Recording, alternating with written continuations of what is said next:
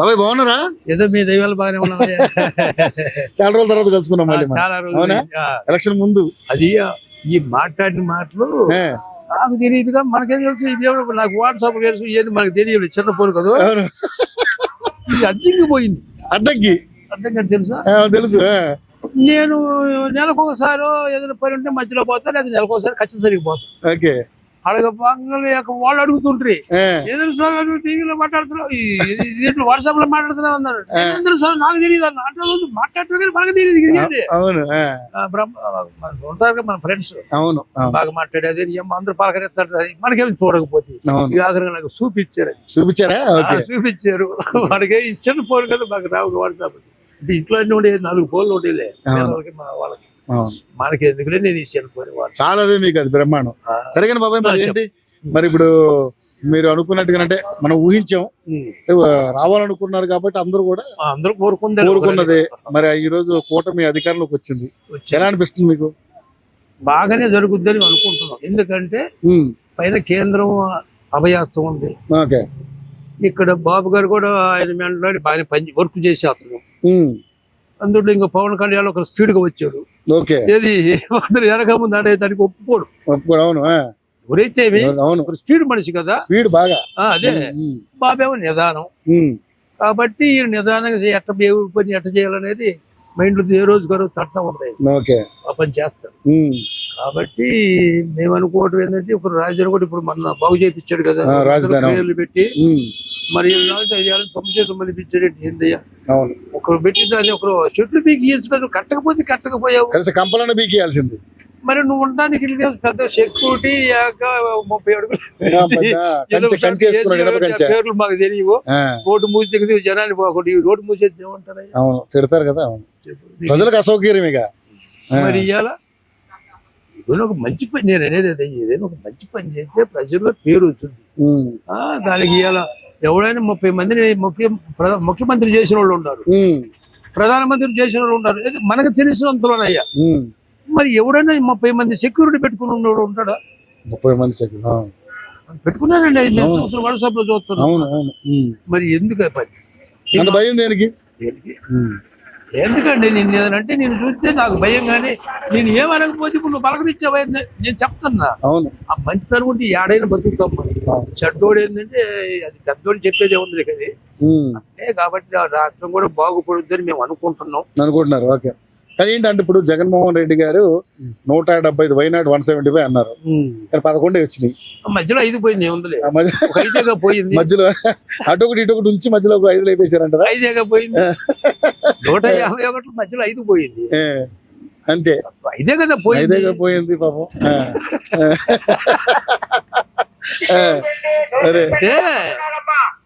ఒకటబ్బాయి జనము ఎమ్మెల్యేలు ఎంతో ఎవరికైనా మాట్లాడే హక్కు ఉందా? మంత్రి కానీ ఎమ్మెల్యే కానీ ఆయన కాడికి పోయి మాట్లాడిన మొగోడు ఎవడు చెప్పను.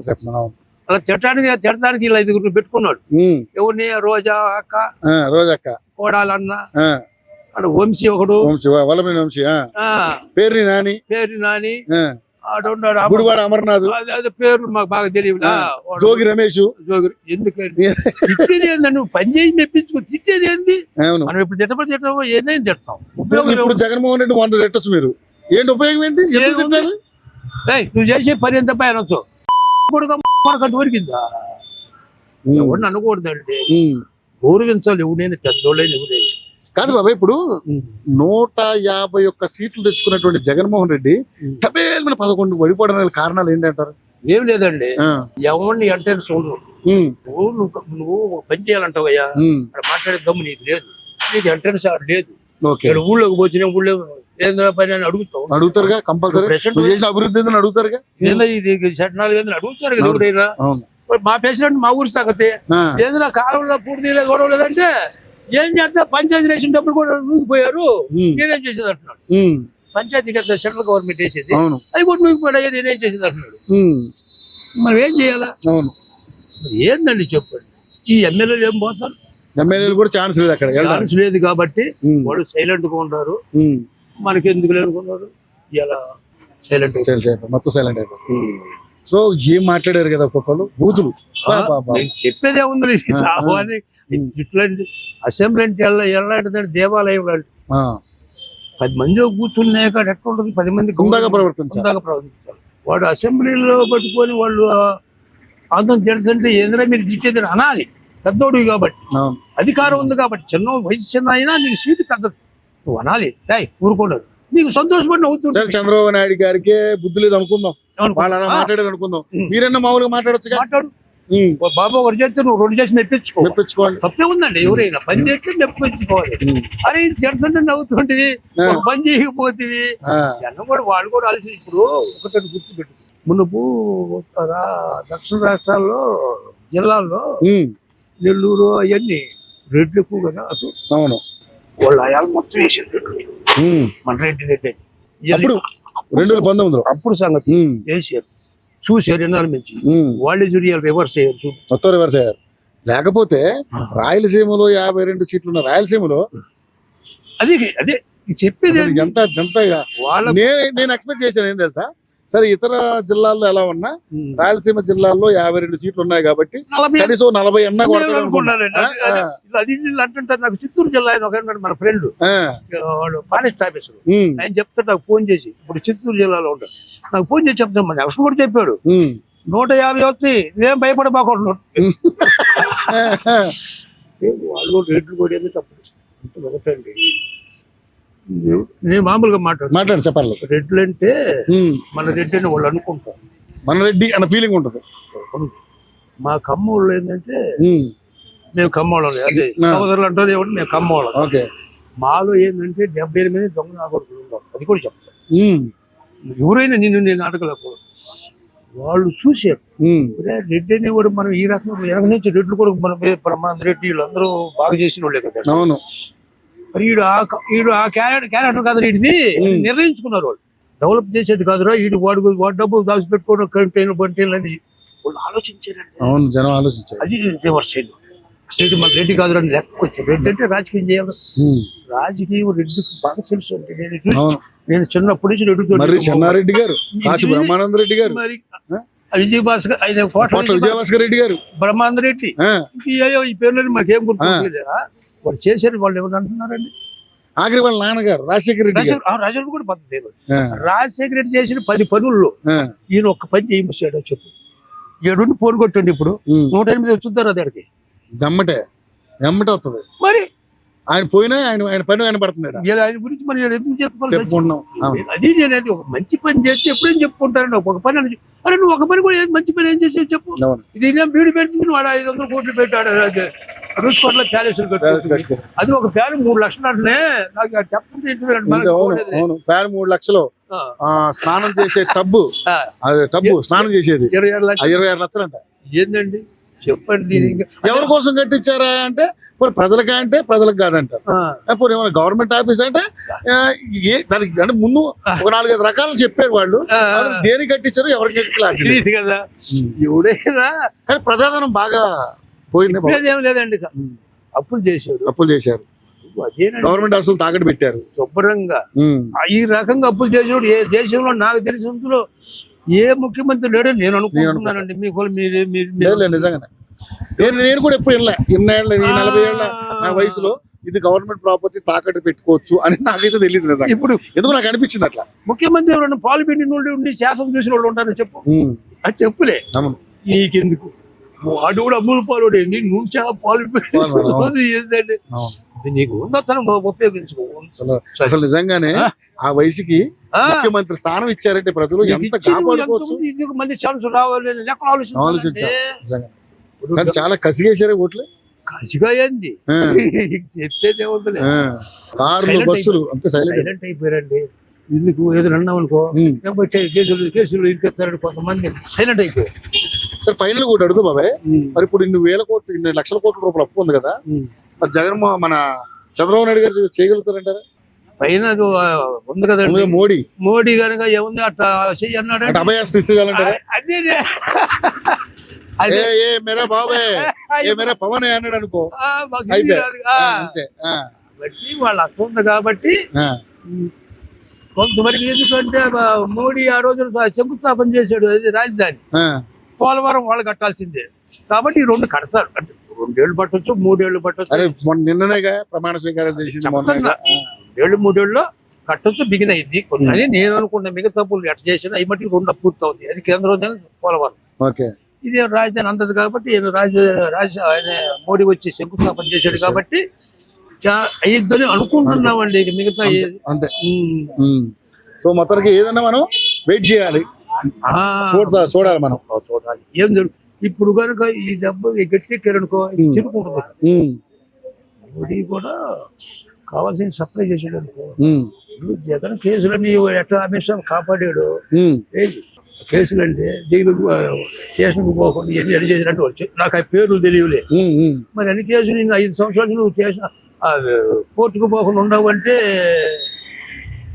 పైన అస్తం ఉంటేనేగా. అవును. అట్నే మోడీ కూడా వాళ్ళ అభయాస్తం ఉంది కాబట్టి 5 మందులకు పోయిద్ది. మీకు స్పెషల్ స్టేటస్ వస్తుందని నమ్మకం ఉంది? హోదా, ప్రత్యేక హోదా ఎక్కడ నుంచి గట్టిగా పొట్టుతారండి. ఎక్కడ అంతలే కాపేసి అని చెప్పుకొచ్చారు కదా లోపల. అవును. మరి ఎవరికన్నా ఇచ్చారో ఏదన్నా సరే మనం అయాలు అన్నారు కాబట్టి ఒకళ్ళు ఏం చేస్తారు అనేది నాకు తెలియదు. అందాక తెలియదు. ఏదైనా మనం మంచి జరగాలని కోరుకోవాలి, చూస్తా వెయిట్ చేయాలి మనం. ఎందుకంటే ఆల్రెడీ చూసాం 5 ఏళ్ళు పరిపాలన ఏం జరిగిందని మనం చూసాం, తెలిసింది కదా. అవును. ఒకటండి ఏదైనా 4 పనులు ఒక పని చేస్తావు అనుకుంటావు, ఏదైనా డబ్బులు ఇబ్బందిగా ఉందంటే చదువుతుంది. అవును. అసలు ఎదురు పెట్టి నువ్వు నేను ఏరే చేస్తానంటే ఎట్టండి చెప్పండి ఎవరైనా. ఆయన ఎక్కడ ఉందో కోల్చడాలు స్టార్ట్ చేశాడు. ఎవడన్నా గంటకి 12 లక్షలు పెట్టి విమానం ఎక్కి పోయినోడు ఉన్నాడండి. అంటే నాకు తెలియదు, మీకేం తెలుసు? నేను అంత పేద సీఎం అయితే నేను చూడలే. పేద సీఎం అదేమండి, నేను పేద పార్టీ అంటుంది. నీకు ఏం చెప్తారండి, ఏం మాట్లాడాలి చెప్పు అంటే అప్పుడైతే ఊరుకోవడం. ఇయ్యలైతే ఏది కానిపోయి అంటాం. జనం పిచ్చోళ్ళు కాదు కదా, గంటకు చూస్తారు. మన చేతిలో ఫోన్ ఉంది కాబట్టి అన్ని తెలుసు. ఇప్పుడు గంటకు 18 లక్షలు పెట్టి పోయినోడు ఎవడున్నాడు దేశంలో? ప్రధానమంత్రి పోయాడా? నాకు తెలియదండి. పోతాడా? నాకు తెలీదు, నేను అయోమయం. అది సో మీకు తెలుసా సార్? గంటకు 12 లక్షలు పెట్టి పోయేవాడు ఎవడు ఉన్నాడు అండి దేశంలో? నాకు తెలియదు. అంబానీ కూడా ఎవరు పోతాడు? వాడు సొంత అయితే చేసుకొని పోతాడు, అది అలా అనుకుంటాడు. అంతేగాని నువ్వు గంటకు 12 లక్షలు పెట్టి పోయావంటే అసలు లెక్కేంది? నీ కూతురు కూడా ఏడే ఉంటారు, ఎందుకు పోయి లండన్ చెప్పండి మనం అనుకుందాం. ఓటుకు వచ్చారు కదా, ఓట్లు అయిపోగానే నువ్వు లండన్ వరుణి పోతానంటే నీ కూతుళ్ళు ఉన్నారుగా, ఏడే ఆడే కూడా ఉంటారు. పిల్లలు చూడటానికి పోయాడు, పిల్లలు అక్కడే ఉన్నారంట. ఓట్లకు వచ్చారంటే వచ్చారా ఏమో మరి. పిల్లలు చూడడానికి వెళ్తే అని చెప్పి చాలా మంది మాట్లాడారు. ఓట్లు చెప్పేది పర్మిషన్ కోసం. ఓట్లకు వచ్చి పిల్లలు కూడా చూపించారు. వాళ్ళ నాన్న ఓటు వేయడానికి వచ్చారు. అయితే నలుగురు పోయి ఫ్లైట్ ఎక్కి నలుగురికే అది 14 సీట్లే ఉంటదంట, 15 ఉంటదంట. మరి నలుగురే దాంట్లో పోయేది స్పెషల్ ఫ్లైట్. పేర్లు మాకు రావలేదండి, చిన్నదేదో ఉంటది, చిన్నదంట అది. మరి గంటకు 12 లక్షలు పెట్టి పోయేటట్టుకి నువ్వు రైతు అంటారు. మనం అలా పోవాలంటే నాటు ఎక్కిపోతారు, మేము ఎందుకంటే నడిచిపోతాం. అదేమంటే పేద సీఎం అంటే నమ్మే ఎర్ర ఎవడంటే మా ఊరు పల్లెటూళ్ళు పని చేసుకునే వాళ్ళు తెలియదు కదా. ఇవన్నీ తెలుసుకున్నాడు ఎవడన్నా మాట్లాడతాడు. ఆ మాట మరి ఏంటంటే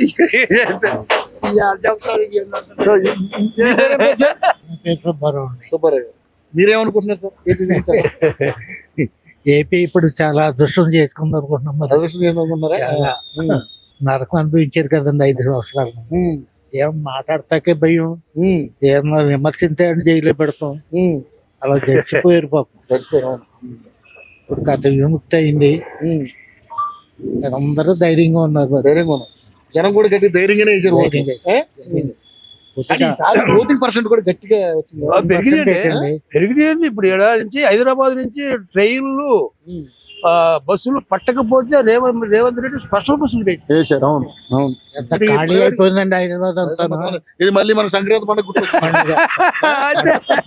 పండగ కూడా చాలదండి. పండగ అసలు జనం లేదు, ఖాళీ. సో ఏదేమన్నా ఒక మంచి జరిగిందని మనం ఆశించాలి. అంతేనండి, మంచి జరిగింది అనుకోవాలి. ఇప్పటికి ఏమన్నా పొద్దుట 6 గంటలకే పోలింగ్ బూత్ కాడికి వెళ్తే అప్పటికే లైన్లు అండి. ఎర్లీ మార్నింగ్ చేసి బాగానే వస్తామని చేశారండి. బయలుదేరి సో మొత్తానికి వాళ్ళు సరిగ్గా చేయలేదు కాబట్టి వీళ్ళు మ్యాండేట్ ఇచ్చారు. వీళ్ళు కూడా చూస్తారు 5 సంవత్సరాల ప్రజలు. చూడాలి కదండి భలేవాడివా. చూస్తాడు ఏం చేస్తారు ఇప్పుడు మోడీ కూడా కలిసి కాబట్టి చేస్తారా చేయరా, చేయకపోతే ఎందుకు ఒకటైపోతారు, చేస్తేనేమో మళ్ళీ అధికారంలోకి వస్తారు. చేయకపోతే వీళ్ళు పంపించేసి మళ్ళీ వాళ్ళు పెట్టుకుంటారు. ఈ మీద ఇదే బెటర్ అనుకుంటారు. రాజశేఖర్ చేసిన పనులకే కదండి.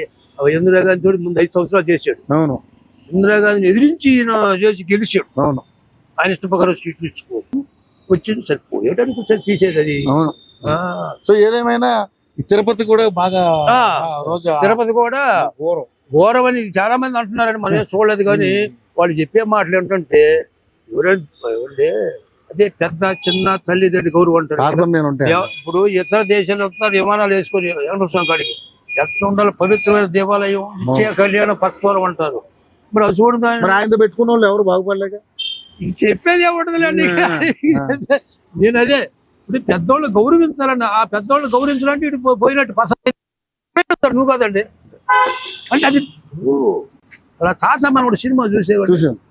మరి వాడు గొయ్యి తెచ్చుంటే ఎందుకంటే మా నాన్నకు అన్నాడు వీడు పక్కన పోయి అవుతుంటాడు. ఎన్నికల వాళ్ళకి చదువు ఉండి సాఫ్ట్వేర్లు అంటారు సార్.